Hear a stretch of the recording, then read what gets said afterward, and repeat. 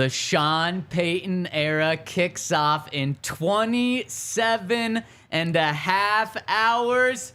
It's not the real deal, but it's preseason and the starters will be playing. And we're here to preview that game and also kind of get a stock report. Who's trending up? Who's trending down? Where do the Denver Broncos stand 13 days into training camp? Right before their first preseason game. This is kind of the middle of training camp and right in between the beginning of training camp and then when the season starts. We are 1 month away from it all going down, and we're here on the DNVR Broncos Podcast, joined by the great Todd Davis and the great Henry Chisholm. Wow. How about that? I didn't think you were going to say that. Wow, thank you. I know it's been a while. I know it has. Yeah. We're happy to have you back, Henry. Wow, thank you. Yeah. Let's see if you can upset another inside linebacker today.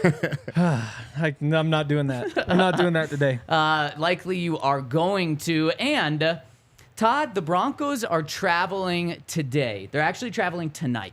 And traveling as an NFL player is not like traveling as Henry or I. Mm-hmm. It's not going down to DIA, waiting in a 2-hour line through security, hopping on a commercial flight, and then grabbing an Uber to your hotel room. It's quite different, I believe. Can you tell us what it's like, what the Broncos, not necessarily going through today, what the Broncos, what it's like traveling as an NFL player? Yeah, traveling is always fun. I feel like those are probably some of my favorite games of traveling. You wake up the day before, usually early. Luckily Arizona's not too far, so they don't have to wake up that early. We all go to the facility, we park our cars, we get on the buses, head to, of course, the private airstrip. We don't have to go through much TSA. They might send a dog through us one time, but we get right on the plane. And you go to DIA, right? Yeah, we go to DIA. Yep. On a side street, though. We don't go through the regular airport. Of course not. So we do all that. And then, we take off. Most of the guys sleep, try to get some extra sleep. For a lot of guys, you finally get a break from kids and family. Like, you're like, I need to take a nap. And then we land. The best part about traveling is that you get to go to your favorite restaurants in different cities. So, if you're ever in another city before a game and you want to see some players, you hit up Ruth's Chris or Shanahan's or like any of those nice steakhouses. You're definitely going to see some players from another team in there. And speaking of Arizona, my favorite spot was Lolo's. It's a chicken and waffle spot. And we would always go there the fourth preseason game, and I never played. So I would eat as much as I wanted. And some guys would tag along that had to play. And then you go out there, you see them miss the tackle. Like, you shouldn't have had that Lolo's. I tried to tell you, don't eat those chicken and waffles. But it's so dang good. I think that's the best part of traveling is just eating before, meals that night in another city. Yeah, and the eating on the flight is unreal. I've seen some menus where there's pretty much a pre-flight meal, then a pre-flight meal, then of course snacks come around, then there's a in-flight meal, and then there's an ice cream or desserts, and then all the snacks in the world. Yeah, it's really unlimited. Like, when you get there's already Chick-fil-A in your seat, ready and waiting for you. Then the plane takes off, and of course they're gonna have steak or salmon. And full meals and really good food. It's not normal travel like airplane food. It's phenomenal food. And then after that, I think it's snacks, which are like chips and beef jerky sticks, things like that. And then after that, you get the candy. So you get M&Ms, Kit Kats, all that good stuff is coming down the aisle. And then the finale, of course, is the ice cream. And then after ice cream, there's cookies. And the cookies are hot. Like, they just came out the oven. They're fresh. They have chocolate chip, oatmeal raisin, It's top notch all the way around.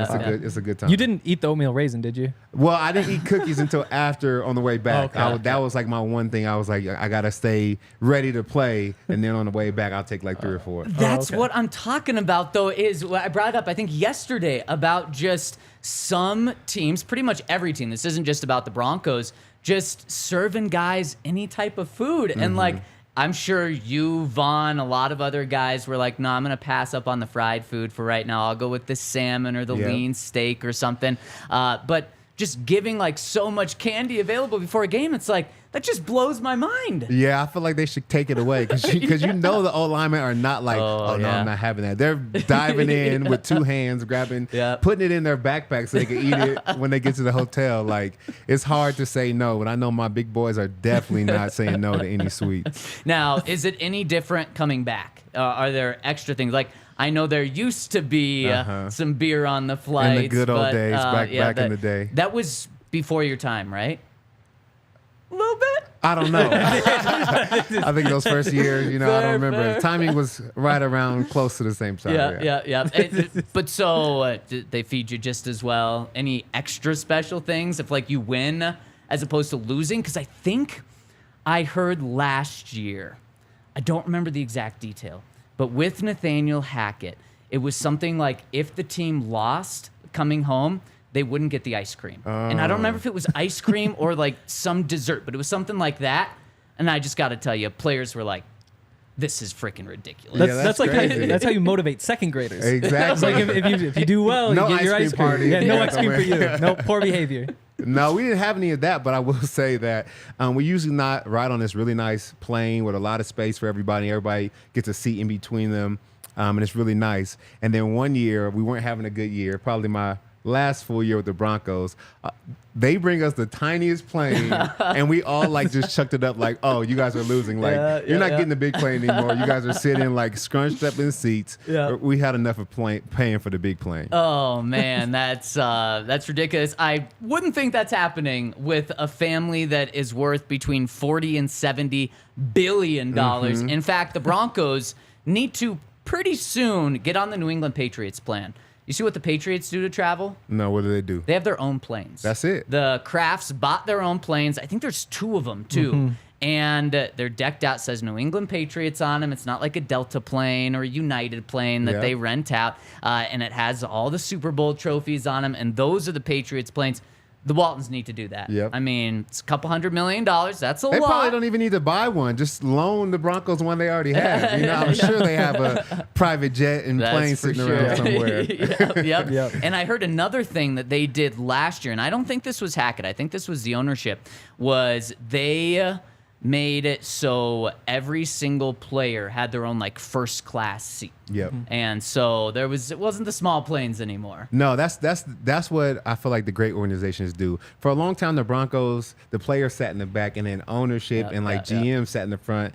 But if you talk to your friends on other teams, most of the players sit in first class. So we always felt a little slighted, but I'm glad they turned things around because your players need to be comfortable, man. I mean, we got to be able to kick our feet up. We got a long day ahead of us the next day, so you got to be comfortable. I mean, the owners, the GMs, the administration, they're not the ones putting their body literally on the line the next day. So I totally agree. You got to take care of them. Yes, definitely. And then the last thing, did you always have a police escort? Yeah, 100%. When we were going to the plane to take off from here, and then also when we landed, there wasn't much we did without a police escort. Man, Henry, you ever had a police escort? I When don't you're like think not so. in the back of the car? Oh, we won the speech and debate championship. No Big way. time. Rode on a fire truck. I'm not sure if there were police also. I think rode that's as on close a as I fire got. truck for Winning the speech and Oh yeah, debate. it was like I think we won like Wow. 6, 7, and 8 in a row. Wow. For Columbia Falls. Oh yeah. I mean, I didn't Damn, actually that's contribute. impressive. I just had friends. it was a way to get out of Oh, school. so like the whole school got to ride on them. No, it's not the whole school. It was like I don't know, it was like 20 of us. There were Wow. like 200 people in my graduating class. Damn. You're big Yeah. time. Just say Yeah. that, man. You Oh don't have yeah, to I was hide big it, you know what I'm time. saying? I was big time. I took like 3rd in divisionals. Okay. Wow. Yeah, pretty good. Is that the same number of times you've rode on a fire truck? Once? Once, yeah. Yeah, I think you got me tied. That is, yeah, I think so. You both Yeah. got me beat by one. So I wasn't kidding. The great Henry Chisholm, the great Todd Davis Wow. joining me on the pod today. All right, let's jump into, speaking of great, who's been great in this training camp? Let's break down where we are through training camp, who's been doing well, who needs to step it up, and we're going to be looking at a stonk report here. Oh boy. With Henry Chisholm. Henry, who has impressed you most throughout training Ooh. camp? Just like who's looked the best? Yep. It's Justin Simmons. Okay. Justin Simmons has looked the best of anybody in camp. I mean, it's not a surprise. You know, he's definitely played better than expected. I mean, he had interceptions 3 days in a row. Like, you just don't expect that from people. So there's other people who have surprised me more, but Justin Simmons to me has just been the best player on the field. Very fair. Very fair. And I mean, Todd, Justin's been incredible. The reason why I'm not putting him number one for me is because Justin's missed the past 4 practices. Is that Yep. right? Now, if he would have continued to play and played it the way he was, I mean, probably no one better in the league right now through training camp. in 7 practices, he had like 4 interceptions. That's insane. That's like him going out this year and having 10 or 11 interceptions in a season. Time. He led the league in interceptions last year with 6? 6, I think. So he almost would have doubled that with the pace he was on in this camp. So he's been incredible. But availability is the most important ability. And Jonathon Cooper has probably had a sack every single day.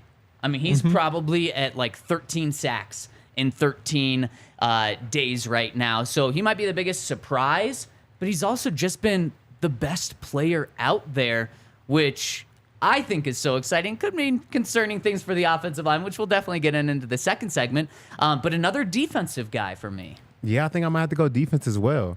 I think Shocker. I know, right? Zach Allen has looked really good. He has. I think he has brought over everything that they expected him to. I think his ability to already have known Vance Joseph's defense and also allow the guys to see what it looks like to play at a very high level for a long time. I think he's brought a lot to the table. So I think the defense overall is looking really good. I think we've all brought up defensive players. Yep. Offense needs to step it up, I think. yeah. And it's because of how slow of a start it was for the offense. But they've picked it up in the last 5 days, but it was a really bad start those first 8 days. But because of how they've done the past 5 days, another guy I have to throw out there is Russell Wilson, which is so encouraging because 1 week ago today, it was doomsday for the Broncos. And it wasn't just to create chaos within the fan base. It was, we had not seen a touchdown pass from Russell Wilson 1 week ago from today. We hadn't seen him close to that. He had like 7 interceptions and no touchdowns. That's really concerning, really concerning. In the past 5 practices, I don't know exactly how many touchdowns. No interceptions. Yesterday, didn't have an incomplete pass. So Russell Wilson, he deserves a lot of credit for not really, I guess, how he's turned it around, but when they've started to put more game-like things into practice, that's when he stepped up. So that's the most encouraging thing for me. Yeah, I mean, he's definitely turned things around. It's kind of tough now. We've kind of hit the big ones. Basically, everybody else has either started hot and kind of fallen off a bit, or kind of started a little bit slowly and picked it up. And I mean, that's kind of the Russell Wilson story too. I mean, I guess Courtland Sutton is probably next up on my list because, you know, the big plays have come in these past couple of days, but he had been pretty consistent up until that point. So I think that's kind of like the tiebreaker to me. Yep. Yeah, I think someone else that I would want to throw in there is Nick Bonito. Yes. Yeah. I was going to say Nick. I You mean, stole Yeah, it. that's a good one. Almost put Nick above Jonathon Cooper just because, and now talk about surprises. He's probably been the best surprise of camp so far for me, but every time it's either number 0 or number 42. And this is when Frank Clark and Randy Gregory have been playing. Yep. And Nick Bonito and Jonathon Cooper aren't doing these things against second-team guys. It's not like it's Randy Gregory and Frank Clark with the first, and then in the second, it's Jonathon Cooper and Nick Bonito. No, these guys are in just as much as Gregory and Frank Clark, and Nick Bonito's been tearing it up, not just as a pass rusher either. There's been so many times where I've been like, wait, that was a run play? Because Nick Bonito was the one to stop that. Yeah, he's playing really well. I think overall, I mean, we keep seeing the praises of the defense, man. Yeah. I think they've just been playing really well. Yeah. On the offensive side, I think Marvin Mims is turning it on as well. Yes. He's starting to stack together good days, and this Friday will be a great day for him because he should be taking a lot of 1 reps. And you know, when you're available, that's the best thing you can be as a football player. Yep. And he's healthy right now, so hope he doesn't. He may take somebody's spot, who knows? But he will definitely have every opportunity to. It's a really good point. And the depth chart, we didn't get to that yesterday. The Broncos' unofficial depth chart came out yesterday. Sean Payton tried to downplay it as much as humanly possible, which I'm sure 95% of coaches want to do. They don't want it to seem like a big deal because at the end of the day, they're not the ones who create this depth chart so that it can be unofficial. They look it over and stuff. But Marvin Mims right now is the Broncos' 3rd receiver because you have Jerry Jeudy, Courtland Sutton as the 2 number 1 guys, as the 2 starters. Then behind him, it's Marvin Mims and Brandon Johnson. Yep. Brandon Johnson's hurt, ankle sprain, out probably a week or 2 or 3, just depending on the severity. We haven't got an update on that, but he's probably not going to play tomorrow. So Marvin Mims is that number 3. And Todd, I think it's a really good point. Not only is he going to play with the ones, you would imagine a rookie would continue to get a lot of reps with the twos and kind of be that number one receiver when the twos are in as well. So he's going to have a huge opportunity. And speaking of huge opportunity for him, he's also the starting kick returner and the starting punt returner. I think the depth chart is right on that. I think he's their starter there. I think so too. And him being that versatile to really be a returner and a wide receiver, I think he's going to secure his spot if he continues to play well. They need him on the field. He's obviously agile and versatile enough to be my returner. I think he's going to do pretty well at wide receiver too. Yeah, and the crazy thing is he's just run away with the returner job too. Like at this point, if we could bet on this, he'd be like a minus 10,000 favorite just to be the starting punt return, kick returner. Woo, and minus 10,000. Easy. I mean, there has been no doubt for the past ever since he came back and started catching punts. Like they were only rotating him and Montrell. Like they weren't even letting anybody else catch punts. What's it been, a week? Yeah, exactly. Yeah. And Kendall Hinton is rotated in a little bit, but even he, let's see, it was the last practice yesterday, he dropped one. It's like, well, he's dropped him. Montrell's dropped him. Marvin Mims has just caught everything so smooth. They put him in the top of the drill. Like, they really have just decided, I think, that he's the starting returner. I agree. Now, I want to say I'm as high on Marvin Mims as anyone because I've seen the success that Sean Payton's had with rookie receivers. He's had multiple 1,000-yard rookie receivers who aren't first-round picks, second-round picks, undrafted guys, sixth-round picks. That's what Sean's done with guys. So I believe in Marvin Mims this year. But, Todd, is there something to putting too much on a rookie's plate, asking him to be a third receiver, asking him to be your starting kick returner, asking him to be your starting punt returner? I think there is. You can put too much on a young guy's plate because it takes time to learn how to be a top-notch wide receiver and a top-notch, returner because those jobs are hard, especially when you talk about kick returning and then you got to go and put together 11-play drive. Like, he's going to have a lot of breaking in he needs to do as far as his lungs and his ability to understand his job, but also how to conserve energy. Like usually that's why the returner is not also the starting wide receiver because it is such a tough job. So it could be a lot for him to handle, but let's see how he does. I think he'll probably do both of them starting tomorrow. So I think it'll be a good test to see if his lungs are ready and he's ready to really kind of handle both. And it's tough because he's a downfield receiver too. Like he's not going to be running these short little routes. It's not slants and hitches for him. It's like you're running 40 yards downfield and hopefully you get open. At the very least, stretch the field. Like he's just running straight down. He's running the big, deep crossers. And so going from returning punts to then just essentially running wind sprints can't be easy. No, it certainly can't be easy. And I think if you're going to have him do that in the regular season, you do it game one of preseason just to see if he can do it and see where his conditioning's at, see where his headspace is at, see if after he's focused on returning a punt, if he can be in the right headspace to then switch to an NFL level of getting in that huddle with Russell Wilson, being next to Courtland Sutton, Jerry, Jeudy, and see if he's able to handle it. Don't wait until week one. So I agree. They should start it tomorrow. And 24 hours, nearly 24 hours away until the first preseason game. We just got out of a meeting talking about game day when regular season comes around. Like I said, 1 month away. We're so close. And if you want to go to the first Broncos game, now's the time to start looking at tickets. And you want to go over to our friends over at Game Time to look for those tickets. Because now you might see a ticket and you're like, that's too good to pass up on. And it's also going to be too good to pass up on over at Game Time. Because if you use the code DNVR over at Game Time, you're going to get $20 off your first ticket purchase. After you download the app, use that code DNVR over at Game Time to get $20 off. So if you find like a $50 Broncos ticket for week one against the Raiders, it's going to be $30 over at Game Time. We're going to have a tailgate out there for every single game, and that Raiders game is going to be lit when Josh McDaniels comes into town. Maybe no Josh Jacobs in town either, and the Broncos look to break that 6-game losing streak. You want to be there, check out our friends over at Game Time. Use that code DNVR. That's going to be a great game. Oh, yeah. And I'm a big Raider hater, man. I hate the Raiders with a passion. Even more than the Chiefs. So I definitely want to see the Broncos win that one. I'm taking the Broncos all the way. And if you're betting, I think you should do that with Bet365. Use the code DNVR365 at sign up.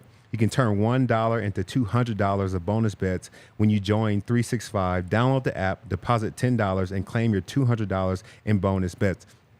$10, $1 to $200. That's 200 on X on your money. That's a big time. Yep. Yeah, you would have won that if you had bet on the debate team, you know? I know. You wouldn't have gotten great odds. We had the winning streak. You're just a powerhouse. Yeah. They actually blew that. They got to like 16 or something and just blew it a couple years ago. Wow. Damn. Yeah. Well, maybe that's going to be the Chiefs to the Broncos this year. They're Exactly. 15. That'd be so nice. if they win 16, they might blow it. That would be them to nice. blow it. Okay, let's now. Any other guys you wanna throw out of being like some guys that either surprised you in a good way or that's had a really good camp that we need to give credit to?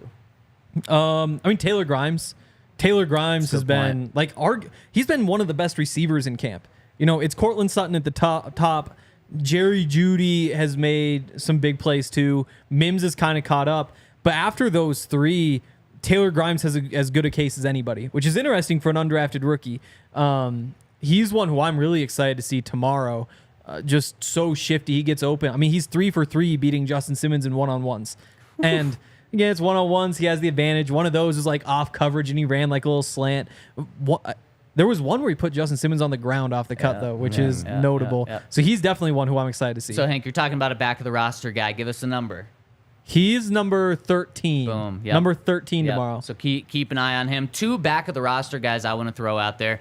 The JMs on offense and defense. Jaleel McLaughlin, the running back who's been so dynamic, so electric. We talked to offensive coordinator Joe Lombardi a few days ago, and he said Jaleel's breaking a big play every single day in practice. Mentioned he has great vision, which I think is huge for an offensive coordinator. I think that's a really big compliment from an offensive coordinator because this guy's small, shifty. He has explosive speed. But the vision is just so key for a running back. I'd have to imagine, Todd. Yeah, because the play is never going to work out how you draw it up. Yeah. There's going to be somebody that jumps into a gap. There's going to be an O-lineman that maybe misses a block. And your ability to really read the situation and get out and find the open space and be able to create, 5, 10 more yards on a play that might have been broken or tackled at the line of scrimmage, I think that's all vision. So when you have a back like that, they're great for your offense because they're always being able to find the positive play. Yeah, and then the other JM is Jaquan McMillan on defense. Yeah. You guys know about him from week 18 last year when he got his first start and was just all over the field. Almost an interception, almost a pick 6. He's been doing that exact same thing this camp. Not as many interceptions as Justin Simmons, but he has been all around the ball. We talked about the play where Brandon Johnson got hurt.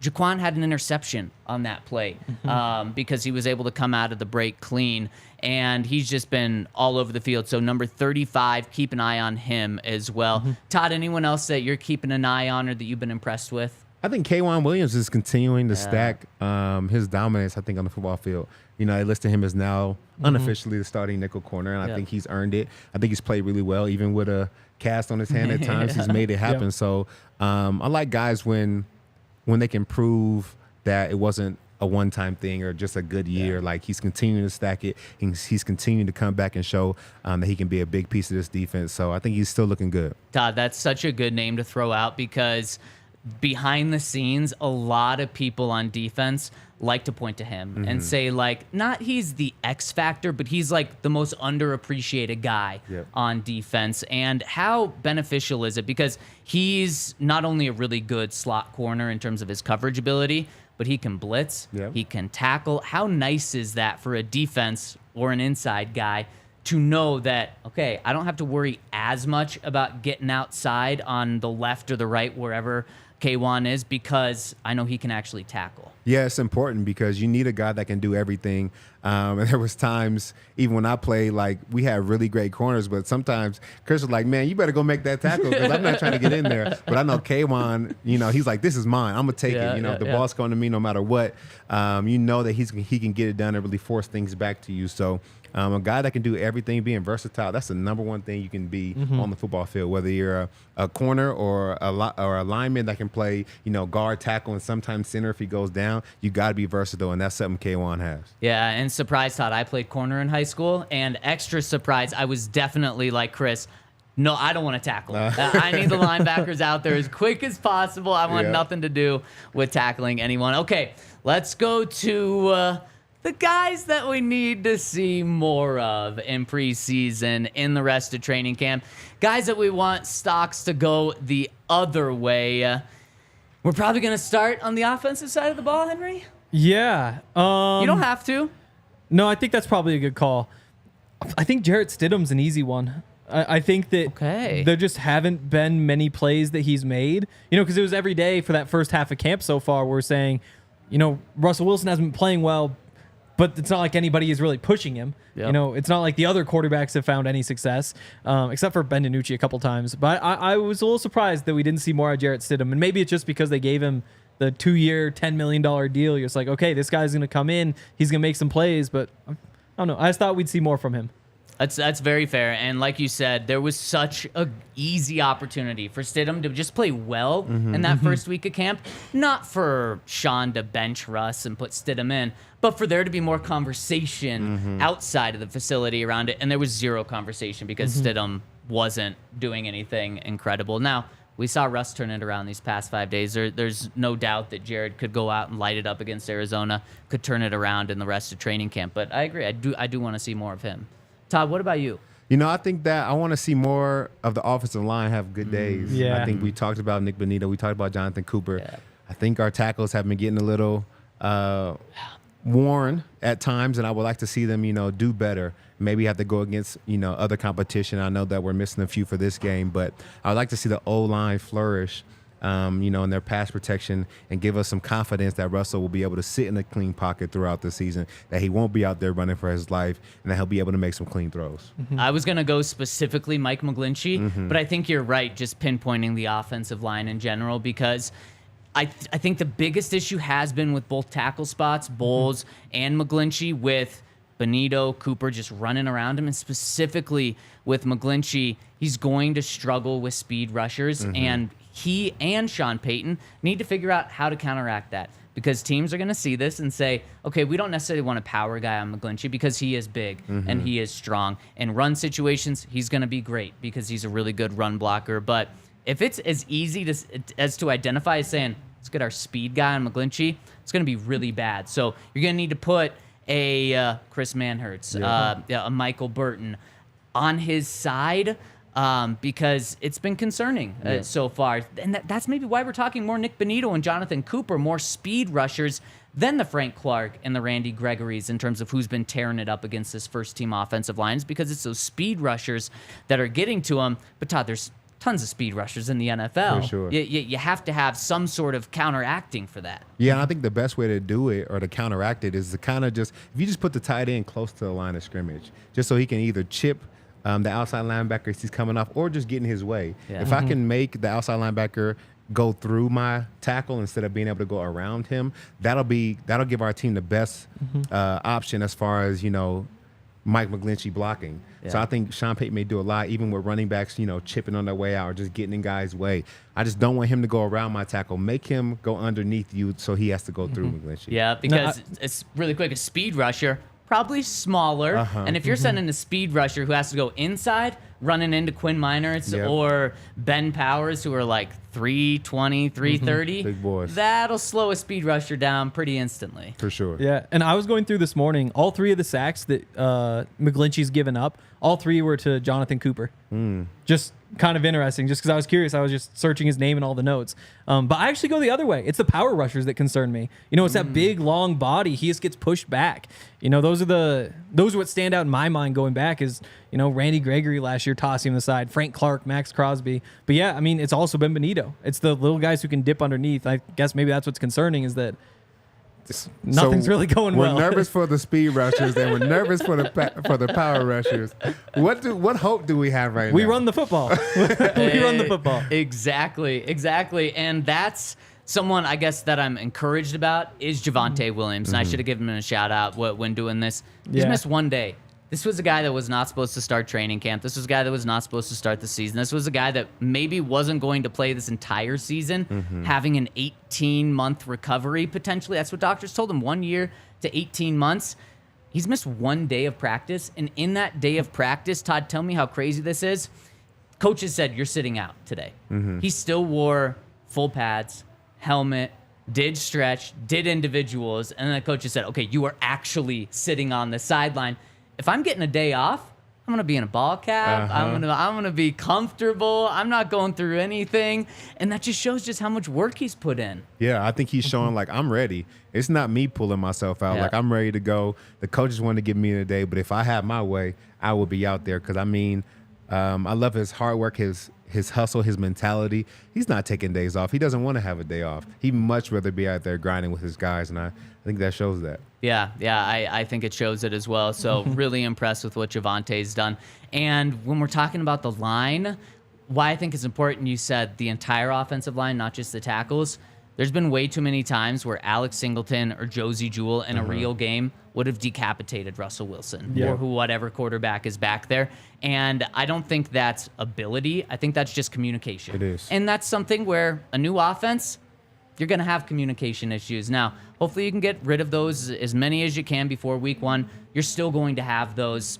For how long is it realistic to expect those issues to go into a season? You know, well, it's going to start week 1. I think they're going to try and run everything that we struggled on last year. You know, defensive coordinators are going to run those specific plays to start the season. Yeah. And then whatever we don't have cleaned up, you know, it's a copycat league. They're going to continue to run that throughout the entire season. But for them to get together, I feel like week 3 should be really clean. Like they should be able to have a good understanding of where everybody is, and they should be talking about it in meetings. Just like as a defender, when teams get into bunches, we talk about who's taking who when they come out and how they come out, and if they come out like this, we talk about all those different scenarios. Yeah. And I feel like as an offensive line, they should be doing the same thing. You know, they may come up with different blitzes, but you know, if somebody has to come in my gap, somebody has to come in the outside gap, and we have to know how to pass it off.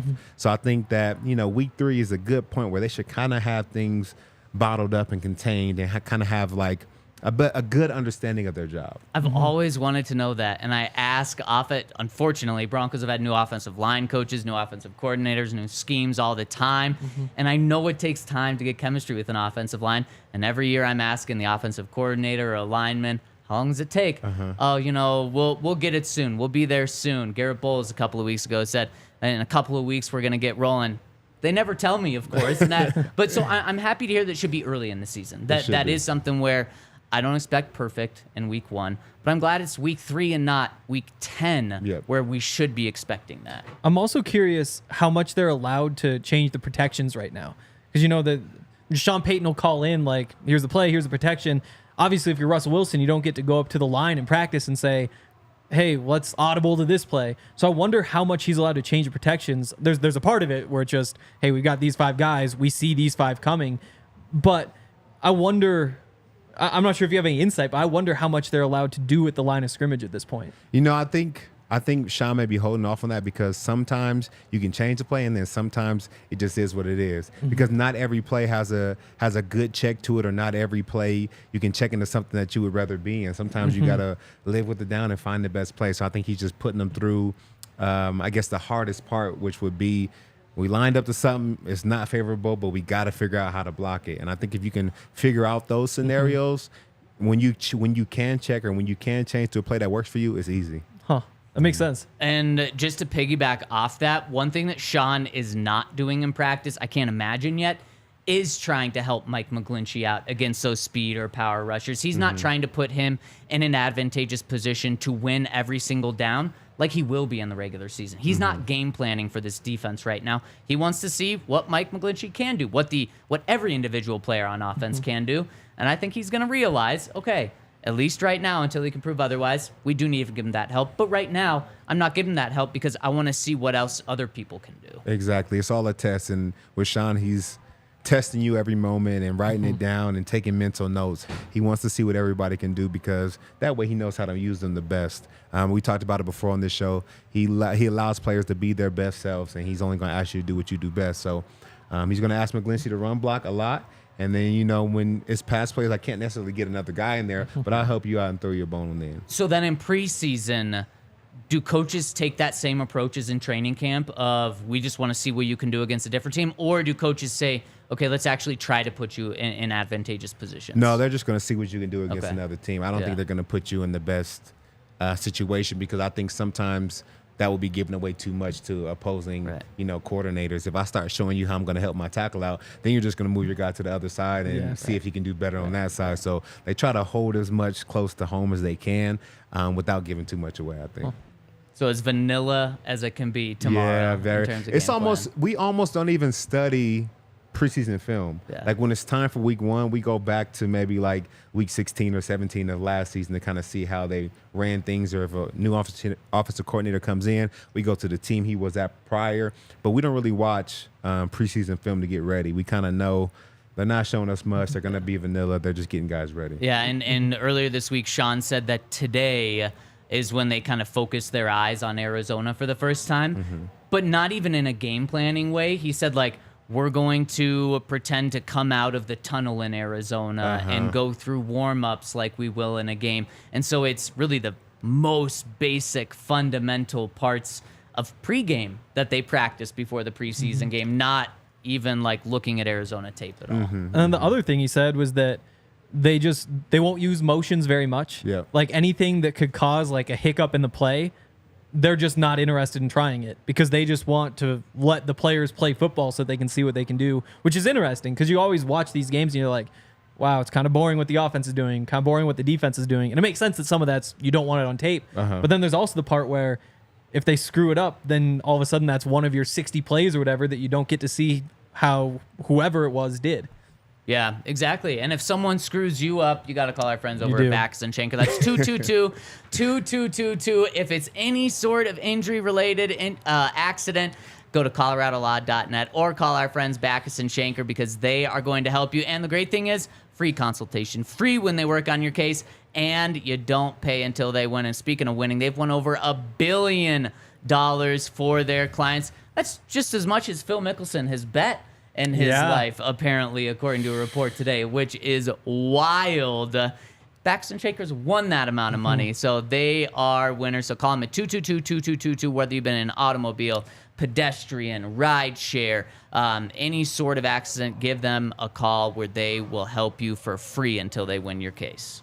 And go pick up a pair of Shady Rays. I'm not sure if it's still there. I have like a tiny little sunglasses like arm line on this side of my face, and my nose is just a little bit more red than like everything else. But other than that, I mostly avoided the sunglasses tan You want to say you're during a training visor camp. guy.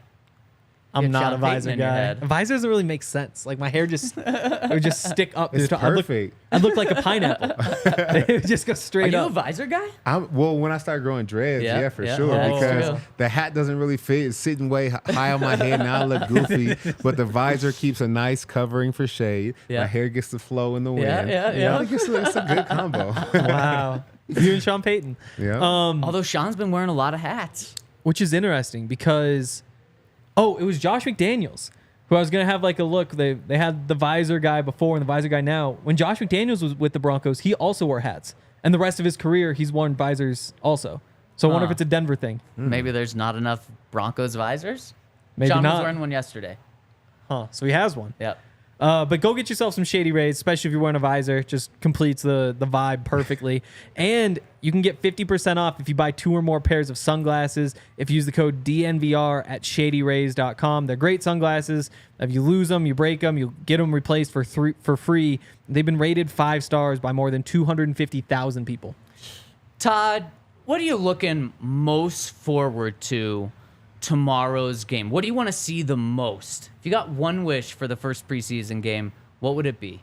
The one wish would be that the offense took 15 plays. They scored. Russell went 7 for 7, and we just put together a clean drive, and everything looked crisp. That would be my one wish. I don't know if it comes true all tomorrow night, but I think that would be the perfect way to start the season. Well, I completely agree with you. Now, what's kind of the bar for that? If Russ goes 4 for 7 and a touchdown, and he went 2 drives, one was a 3 and out, the other was a 75-yard touchdown drive. Like, where do you draw the line in terms of saying, like, I'm happy with what I saw from Russ, as opposed to saying, like, oh, man, wasn't what I wanted to see? You know, I think a 3 and out probably is not what I want to see. I know they're not going to be going against all the ones over at Arizona, so I expect him to be able to put together a drive. And then if he if he has incompletions, that's okay as long as they're not like, oh, that should have been a pick or, oh, that looked really bad. I think just clean, crisp. Doesn't have to be perfect, but it just doesn't have to look like, oh, we're in trouble or, oh, he might be throwing a couple picks this year. Not having the starters in for the Cardinals, and I guess we don't know how many, but I'm expecting about half their starters will play. That's what is kind of scary because you have to do well.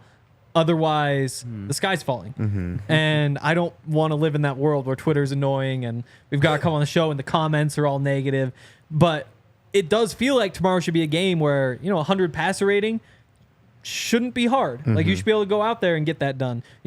5 yards, 5.5 yards per carry from the running backs when you've got, in theory, probably 4 of your starters in the offensive line going against a bad defensive line that's also without a couple of starters.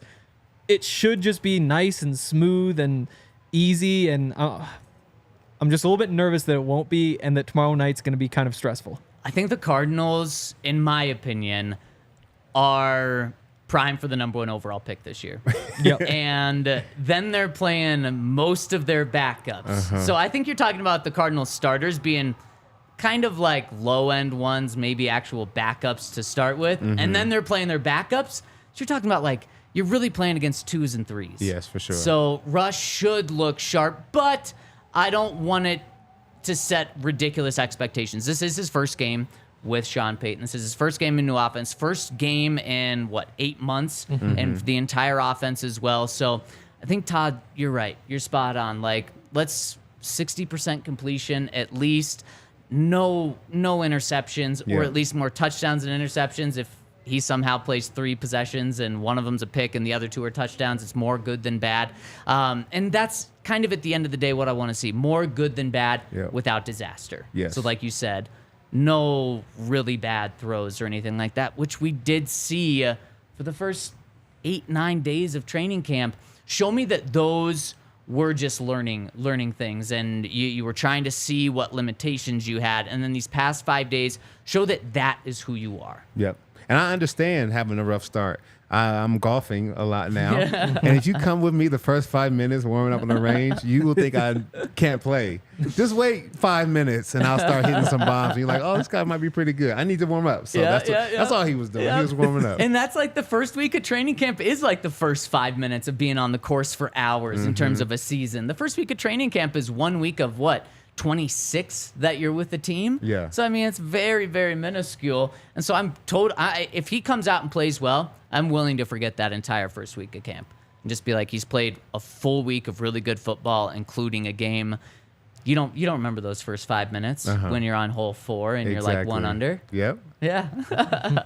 with a tequila and ginger ale. Yeah, like, there you go. I've been playing great all day. Of course, then you forget for sure what happened. Oh, man, tequila ginger, that sounds good right now. Yeah. Although it looks a little stormy outside. Hank, what are you looking for? Oh, boy. I like Taylor Grimes. I like these running backs. I think running backs is where I go first because the third job is totally up for grabs. And there's 3 running backs who could take it. I think they're all on perfectly even footing. I think Julio McLaughlin might be a little bit behind because they might think they can just bury him and put him on the practice squad. And that might just be a smart strategy to take. But outside of that, like, they all have made plays that you look at and get excited about. And they're all going to get opportunities tomorrow for the first time because during training camp, they don't really get tackled. And you say that and then you think back and it's like, well, PJ Mustipher did just throw Jaleel to the ground because he's like 175 pounds or whatever. But that's going to be a lot of fun to see who winds up being the third running back because that guy's going to be a part of the offense. It probably won't be a big part most weeks, but there's a couple carries there. And then inevitably, NFL player, you probably play 14 games in a 17-game season. Each of those top 2 backs miss 3. All of a sudden, that's 6 games where you're one of the 2 backs in that rotation, and that could decide a game at some point in the season. Do you think that they're looking at that position as a way to find out who the starter is or go out and get somebody like a Dalvin Cook? Like, if nobody shows up on Friday and really explodes on film, is that the time where they're like, all right, we need to bring Dalvin in or bring another running back in to kind of complete this trio? It's such a good question, and with just how the Broncos have been tied to Dalvin Cook and reports about them being interested in Josh Jacobs, yes, because or else why would they just consistently be tied to all of these names? Now, There could be other reasons. It could be agents using the Broncos as an easy target to say, yeah, look at the Broncos. They're for sure going to be interested in our guy. But they've just been tied to too many guys to me. So, yeah, I think so. I think so. And the other side of it is you still don't know what you have with Javonte. And I've seen a lot of people saying, don't give him any carries in the preseason, same for the regular season. You don't want to risk him getting hurt. But you need to figure out what he has. You know, does he look like himself? And also, what if he does get hurt? You'd kind of rather he gets hurt yourself. week 2, week 3 of the preseason rather than during the season. Definitely big knock on wood. But that's a thing that happens to guys who come back from injuries, and you want to have that knowledge while you still can go get a Dalvin Cook and go get a Josh Jacobs. So I think you got to put him on the field and see what you have. And I do think that what we see this week and probably more so next week, that will be a big factor in whether they go after a Dalvin Cook. I would be shocked if Javonte plays tomorrow. I think I would be too. But, I mean, he seems like he really, really wants to play. He's made it clear he really wants to play. And Sean Payton leans toward letting guys play a little bit too early versus too late. So there's a chance for sure. You want to take that he plays? I don't think so. Not at like even odds. Okay. But I do think that's all I'm giving probably you. 60-40 that he's sitting out. I mean, that's pretty close to even odds. But it's still a bad bet. But then it's a bad bet. It's a bad bet. I don't think he plays because Sean Payton said the starters are going to play, but Javonte maybe week 2. So that's the only guy he's been like, maybe we'll hold him out. And then we talked to Javonte. Alexis talked to Javonte earlier this week, and he said he hopes to play this week, but definitely he's playing in week 2. Yeah, okay. That tells me they're pinpointing week 2. Yeah, that means when people talk like that on teams, we've already had a couple conversations, and we kind of have a game plan. We're just like not trying to tell you what it is, but they know when he's playing. Yeah. And he knows when he's playing. And you mentioned Jaleel McLaughlin. He is 5th out of 5 running backs on the depth chart right now. Yet despite the comments from Joe Lombardi, despite him flashing every single day, Todd, what does because you've been in this situation where you're an undrafted guy and you're at the back of the roster, but you're playing good football. Do you get kind of pissed off when you see that? And you're like, Tony Jones Jr. hasn't done anything. He's above me. Tyler Beatty hasn't done as much as I have. He's above me. Does it get you pissed off, or do you kind of know what you have to do to overtake those guys? Yeah, I think you kind of understand, I'm here because of when I came in. It's not so much my production because they've only had like 2 weeks of training camp. It's less my production, more so how they selected players in free agency. Yeah. And I think you really value the time that you get to spend in the games. Like, from practice I might be 5th, but watch what I go out here and do on Friday. And after that, I better get bumped up because I'm going to go out there and put on a show. And I think that's how you have to think about it. I think that's how he may be thinking about it. Yeah, when the bright lights come on is when you have to perform and show that you're a gamer. And speaking of bright lights, shout out to our friends over at Saturday Neon, where they've got the brightest lights out there. Whether you want it for your man cave, whether you want it for your own personal studio, maybe your office, your bedroom, if the wife is going to allow it, or the husband's going to allow you, bring your college into your room. Anything you want. What? Did you see the Russell Wilson video that recirculated when we found out that Sierra's pregnant? Oh, geez. Is it the one in him in bed after signing the deal with the Seahawks? No, but very similar. Apparently Sierra has like a perfume brand, and they did like a little like video that's supposed to be sort of like an ad, but he just like looked at her and said, "You smell like you're going to be pregnant again soon," or something like that. And it's like, whoa, and just like looked at the camera like, you know what that means. And it's like, oh, wow. That was a weird one that I hadn't seen before. What a scent. That's a unique scent. You smell like you're about to get pregnant. Wow. It's like, but that's a weird thing to say. Yeah, but it recirculated because she is pregnant. Okay, let me just finish telling you about our friends over at Saturday Neon. Use the code DNVR for 10% off your order over at SaturdayNeon.com. They've got CU LED signs. They've got so many officially licensed collegiate logos. Maybe they're working on Sacramento State right now. Maybe they have Sacramento State. Who knows? Maybe we can put a word in. I was reading all the logos. I'm like, please have Sacramento. Wouldn't that be incredible? Soon. Yeah, hopefully soon. So check them out. Denver-based CU grads, so they are local. And we love supporting local companies. So use that code DNVR over at SaturdayNeon.com and free shipping for orders of $200. You hear? Did you find it? I did. Give me 1 minute. Oh, boy. I don't know if I want to see this. Okay. You know what I mean? Y'all keep playing with me. I'm telling y'all need to get that RNC, fellas. Get You smell like you about to get pregnant again. What you smell.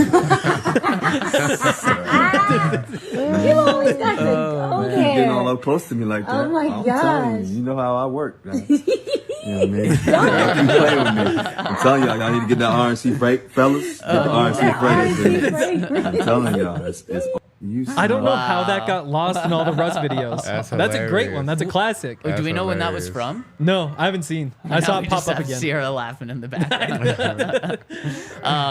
Yeah, that is. I mean, he had her laughing though, so Yeah. apparently he does know what's up. So, okay, let's jump into the comment section. Or did you have something to say before we? I forget what we're talking. Oh, just the Jaleel McLaughlin thing. I really do think they're going to put him 5th on the depth chart until they force him, or he forces them to move him up, because I think they like him. I think they want him on the practice squad. So they're trying to bury him I think for that other teams. the best thing in the Broncos' mind that could happen is that Jaleel goes off for like 100 yards in each of these games, and they're like, oh, we got stud. The second best thing that happens is he looks really good in practice, and he never shows anything in a preseason game, so that they can stash him. On the practice squad. Yeah.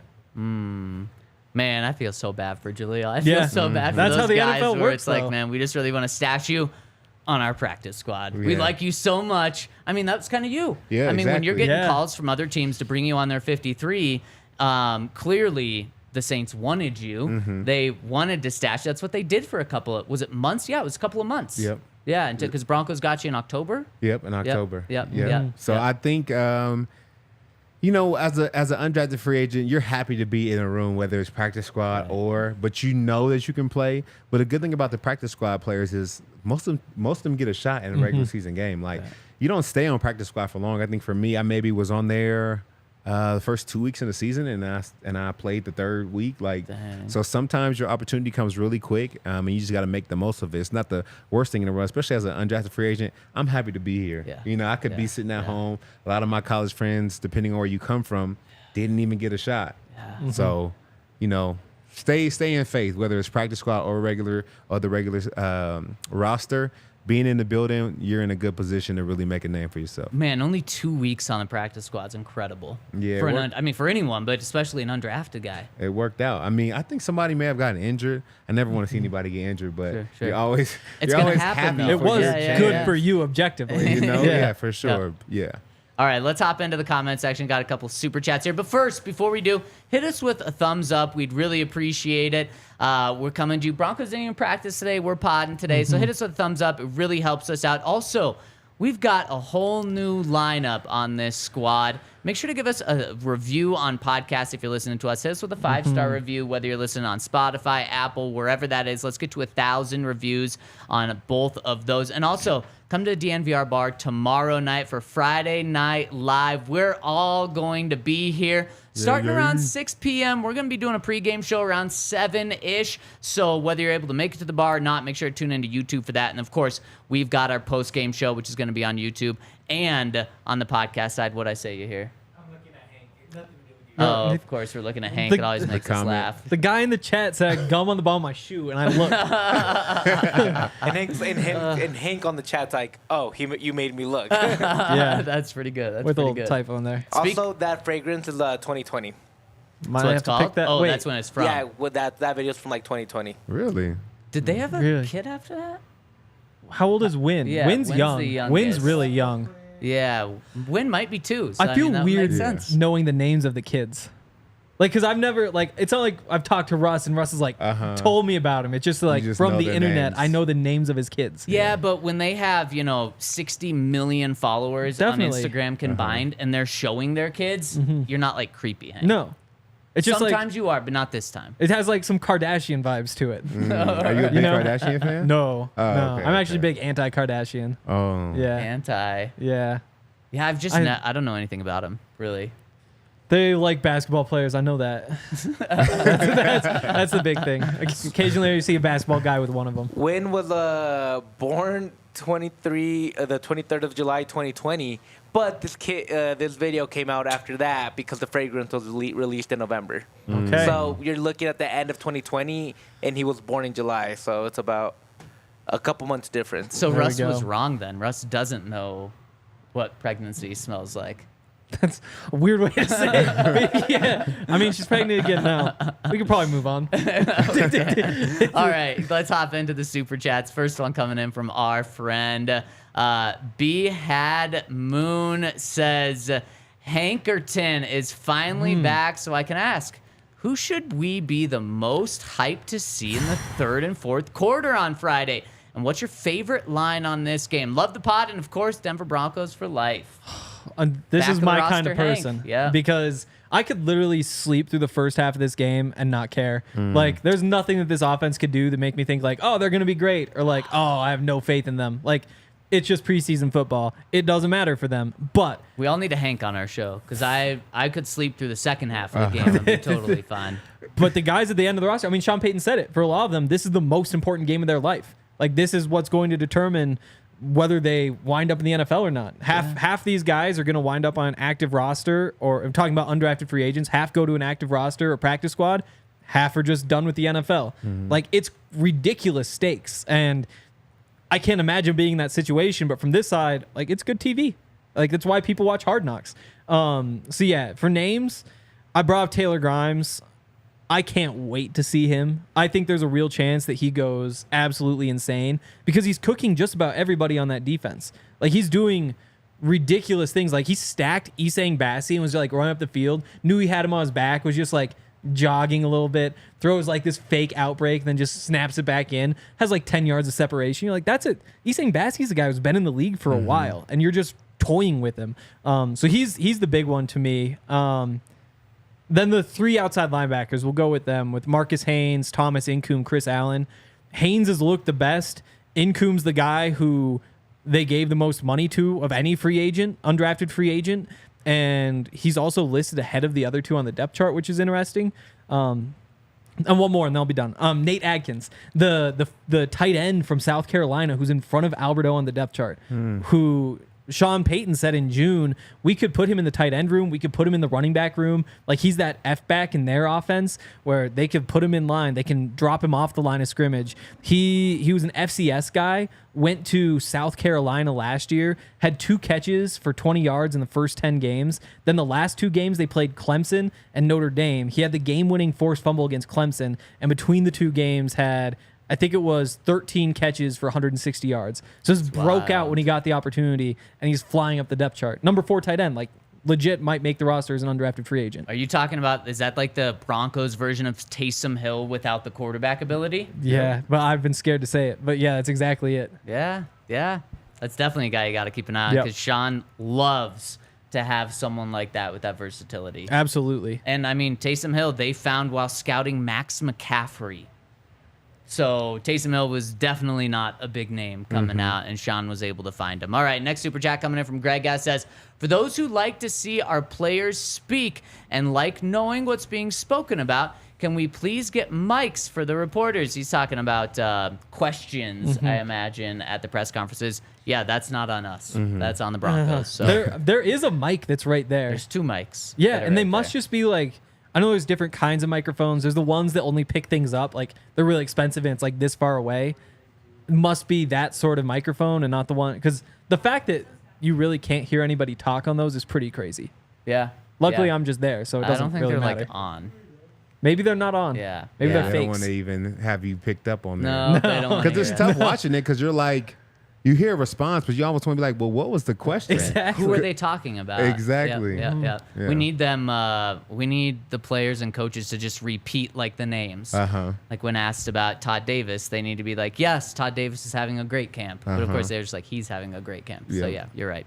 All right, let's hop into the comments on the website really quick. Denver Rival says, hey guys, been loving the show recently with such great add-ins with Todd Davis, Alexis Perry, Jimmy Palmtrees. It's insane that we are just one day away from Broncos football. My question to Todd today is, during your NFL career, who were the most fun running backs to slam down?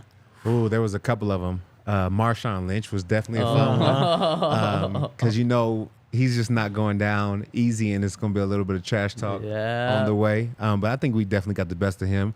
Leonard Fournette was fun to take down. Who else? There was so many good guys that were just so good that when you got a hold of them, you were happy with yourself. You know what I'm saying? Did you ever play against Derrick Henry?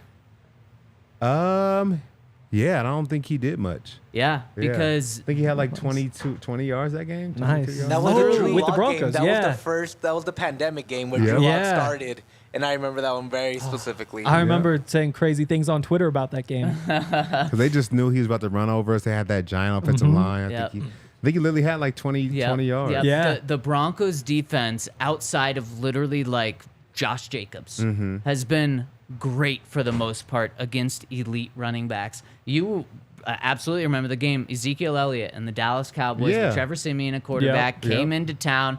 Zeke was coming off his rookie year, second year, where he's like going for 1,500 yards. I think he had a really good week 1, too. Yeah. And then Zeke goes for like 9 carries for 7 yards. Yep.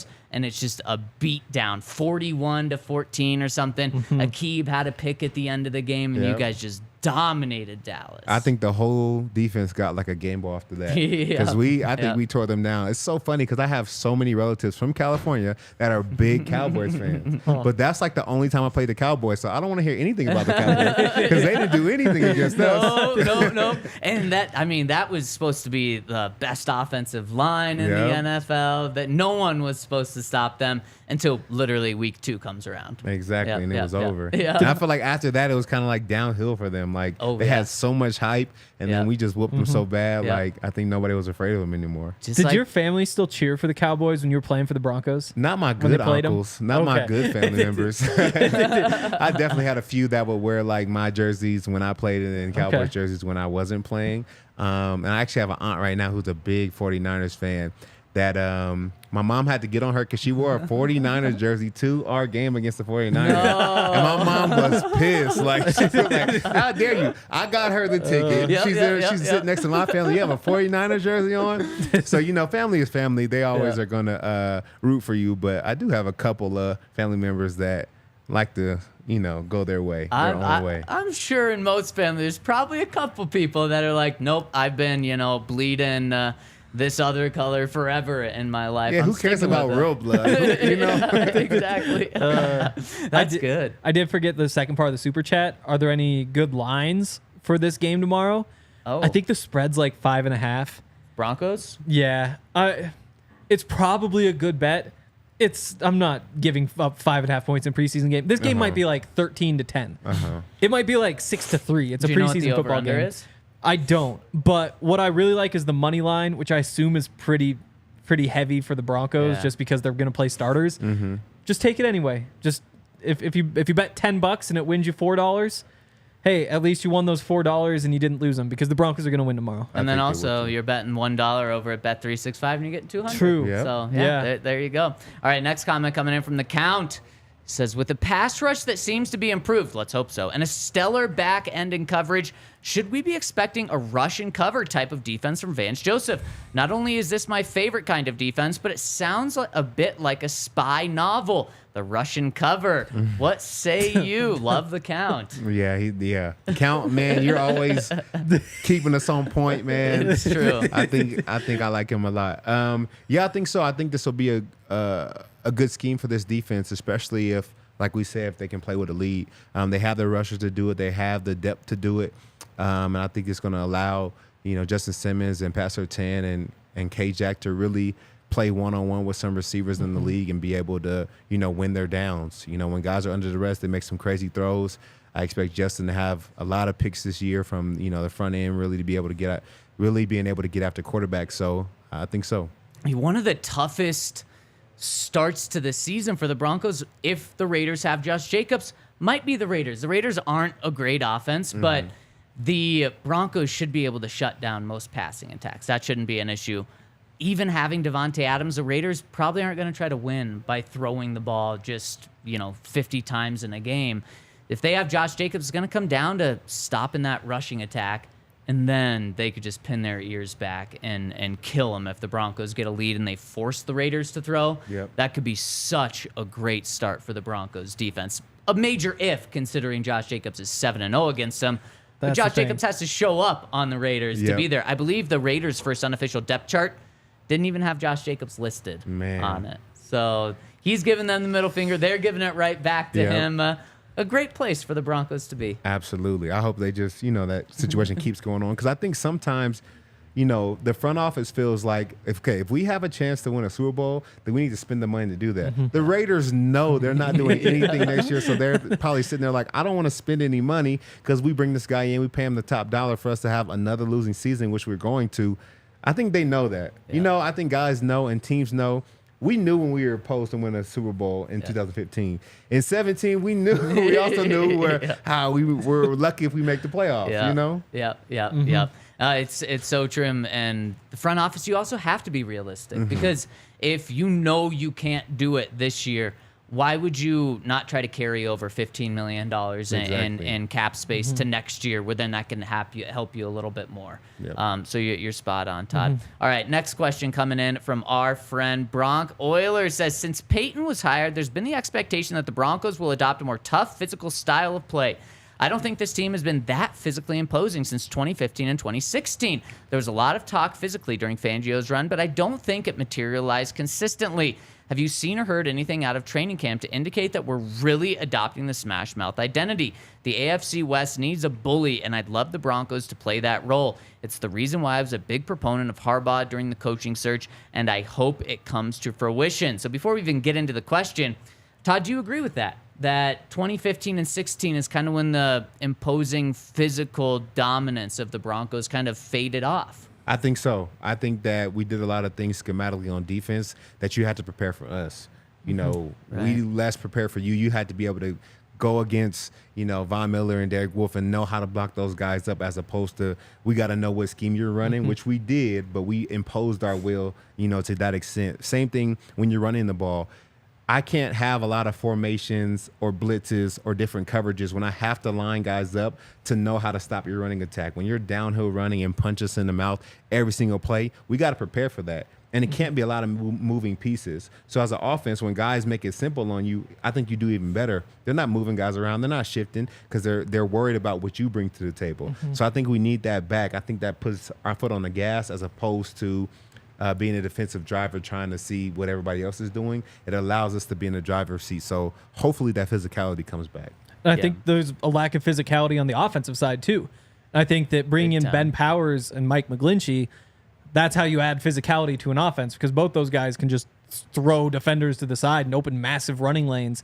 And people always forget about that part. Like, it's like, oh, how have the Chargers not been able to win more with Justin Herbert? Well, they gave up 6 yards per carry last year when other teams were running the ball. They couldn't run the ball themselves. Like, it's football. You got to be able to do those things. I think for the Broncos, they'll have I love that defense, but also having that running game on offense should really open things up. Especially what we've seen in training camp, where the pass protection has struggled a bit. I think Sean's seeing that and saying, okay, I thought I was going to run a lot before training camp. Now I know I'm going to run the ball a lot now, especially with the way Samaje Perine's looking. He's looking really good. I think he's leaned out a little bit. He was listed at 240 with the Bengals last year. Yeah, Todd, I remember playing against him. He was big. Oh, yeah. And I just, the way I thought about it the entire offseason was, unless you're Derrick Henry, you're literally 6'3 and a half, built like no other player in the NFL. You can't be an every down running back at 240 pounds. That just has to be too hard on your body. Am I off on that? No, I think you're right. There's this saying in the league, the lighter you stay, the longer you play. So I think you're right. I don't think you can be an every down back at 240. It's too much wear and tear. You're carrying too much weight. You're too heavy. You're not as agile as you would be at maybe 225 or 230. Yeah. I think that 240 is a little bit too big. And I think I can speak to that because my first 2 years in the league, I feel like I was too big. I think I reported to Saints training camp, man, maybe like 250. Wow. And I played at 250 for like the training camp and then started losing weight. But every year after that, I was like between 229 and 236. Wow, that's significant. So it was significant, but I think it helped me a lot because when you're too big, you actually do more damage to yourself than you think. Like, yeah, you're nice in the run game, but 10 plays into a drive, now you're tired, or, now you need to be in there on third down. Maybe we'll get another guy in there for his speed and agility because he's a little bit smaller. So, the lighter you stay, the longer you play. I think it's real. Yeah, and I think that's probably where Samaje's down to, probably 225, 230 right now, which is certainly more doable. But he doesn't have to be an every down guy. That was more of a conversation we were having when we didn't know about Javonte. Yeah. But certainly, I think they're going to rely on him more than he's ever been relied on in his career. Because last year, I think he had 2 games where he had more than 10 touches, which I think he's going to have more of that this year. Really quick, did you ever do the vegetarian or vegan diet when you played? Yeah, I did. The vegan? Did. Yeah, I did. I thought so. I tried it for 2 years, and I felt like it worked. I felt like I had a lot of energy. My coach did tell me I'm looking light and like I need to get my power back. But I think it worked for me. I wouldn't do it anymore. Yeah. I think I had enough of it. But Were you eating just mass amounts of food in order to stay big enough? You know, it's weird because there's a lot of protein in salads. You know, everything we eat, you know, gets its protein. I sound like I'm promoting being a vegetarian now, which I totally am not. But there's a lot of protein in salads and quinoa and different things, to where I didn't have to eat a lot. I would eat a lot of like mushrooms and sweet potatoes and things that had protein in them. But I don't think I was eating any more than I normally did. Oh, fascinating. Because I think DT did that as well. Yeah, I think I probably got it from DT. He was talking to me one time about how good he felt, and you know, me and B Marshall looking at each other like, I want to feel that good. I think that's actually why we tried it. Yeah. And I mean, that's definitely a way to go from 250 to 229 probably. For sure. All right, I think we got 1 or 2 more questions. Next one coming in from Samuel Abisu, who's rounding us out. Says, hey guys, haven't commented in a while because I went through a big change in my life. I moved my family from Mexico to the South Florida area. I wanted Denver, but the wife hates the cold as much as I tried to explain to her not that in cold. Denver the cold isn't that bad. She wasn't buying it. He says, first off, congratulations to Zach on his wedding. I hope you and your wife had a blessed time, and congratulations. Thank you so much. And next, congratulations to DNVR, Todd Davis, James Palmer, and Alexis Perry. Wow, you guys have come a long way from the days of BSN and the Broom Closet podcast. I'm proud to have been a listener since those days and a member since the first day you had a membership. You guys have built a community like no other, and all this with the Broncos having the worst stretch in their history. I hope the curse ends this season. To everyone watching or listening that isn't a member, I highly recommend you become a diehard. I promise you, it's well worth it. I lost last year's bet to Ryan on the team's non-quarterback reaching 2,000 rushing yards. Any of you want to take the bet this year? The bet was for 5 annual diehard memberships to people who can't afford them. So who is in? So it's teams with a non-quarterback reaching 2,000 rushing yards. Reaching 2,000. Why would it be non-quarter? I feel like I'm not understanding. Yeah. So Samuel, why don't you comment again exactly what the bet is, since Ryan's not here to remind us. You think there's going to be a 2,000-yard rusher in the NFL this year? I don't think so. Who would it be? Derrick Henry, a guy that's done it before, but he's getting older. Yeah. Nick Chubb with no Kareem Hunt. Potentially, yeah. Potentially, yep. He might be the front runner. Josh Jacobs, yeah. although he's not there. He's not even gonna be. He's gonna be Jonathan fresh. Taylor, not even there. Yeah. Christian McCaffrey's a guy that you think Catches of, but too many like, But passes. he's versatile. Yeah. I don't think they'll give him all the touches. and also I just still don't count on his health. He was able to stay healthy last year, but he hasn't for like Saquon. Saquon's a good one on a too. 1-year deal. Yeah, so I like Saquon or Chubb. I go Nick Chubb. or Nick Chubb. Yeah. Yeah. How close is Chubb? Kareem gotten? Hunt? You think? Oh, Dalvin Cook. No, I don't think know. so. No. Because Especially- I don't think so. I think he had a really good time when he was a premier back there, but I think wherever he goes now, he won't get the touches that he needs to even get close. I agree, especially if he's with the Jets. Breece Hall, people were saying he's like the next Alvin Kamara. And so that's just kind of crazy that you'd want to add Dalvin Cook with him and almost take away touches from him. But, I mean, you saw it with Sean Payton. He's really good with having 2 good backs. So Javonte Williams, though, over or under 1,200 rushing yards? under right now. Just Yeah. maybe next year we can be having that conversation. But one of the things that we need to remember, he's coming off a major injury. What he's doing right now, just being out here, is so impressive. If he comes out and struggles this year, it's not the end of Javonte Williams. It's just him coming back from a really bad injury. Whereas next year, I think he's going to be 100% healthy. Yeah. Yeah, I think that's accurate. And I think asking him to have or even carry for 1,200 yards would be asking him to do a lot. Yeah. I think you give him a lot of touches, but you also kind of gauge his ability to really make people miss. And, his biggest thing was yards after contact. We have to see if he still has that ability because, a lot of times he turned negative plays into positive plays. And when you're coming back from injury, I think that's one of the hardest things to do is get back to where you can really hold somebody's weight on you as well as get out of that tackle and make extra yards. You mentioned that you had a calf injury. Did you ever have any other serious lower leg injuries? No, I just tore both my calves. So I was super lucky like that. That's crazy. That's super lucky. It was so weird. It was just, 2 random plays in practice. One was the very last play of practice in training camp, and another one was maybe like the 3rd day in training camp. I felt like somebody kicked me in my calf, but sure enough, I tore it. Ugh. And just lucky.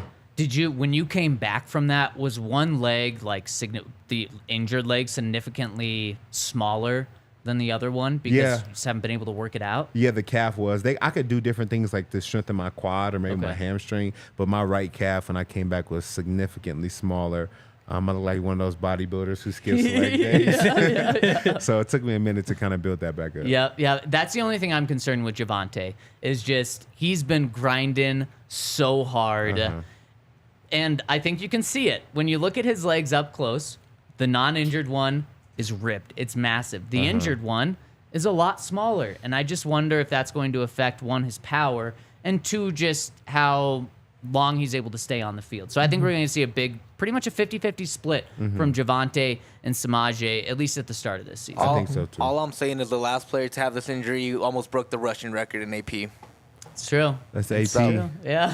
we have the next AP. It's J. Will. All I'm saying is it's not impossible, but it's also No, you're right. Javonte's a hell of a player. I think it's just tough to come back from, but It is. if anybody can do it, I say why not, right? Yeah, I love it. And last thing before we get out of here, Zachary Haven gives us a super chat and says, Bijan Robinson for 2K.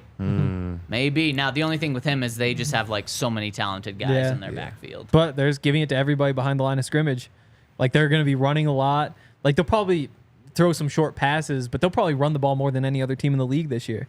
So even if there's other mouths to feed, it might be enough. Who knows? Also, I have one more thing. Ben DiNucci's making this team. Did you catch a few days ago, Sean Payton said that you only get to carry 47 players on your active game day roster? It's 46 unless you keep 3 quarterbacks. Then it's 47. Ben DiNucci's making the team, And which is interesting. Sean really likes Ben DiNucci. Ever since he almost shipped him off to Walmart to be a store greeter, he's only said good things about Ben. Yeah, it's true. Yep. So that'll do it. Keep your eyes on Ben DiNucci tomorrow. But we're going to be with you before the game tomorrow, right around 7. Tune into YouTube where we're going to be doing our pregame show. That's only going to be on YouTube. So if you're listening to the podcast side, make sure to subscribe to DNVR Sports on YouTube where we'll be giving you a pregame show. And then, of course, we'll be doing the postgame show on YouTube right after the game. And then that'll be in podcast form as well. So we'll see you tomorrow for the Denver Broncos' first preseason game in the Sean Payton era. Thanks for rolling with us.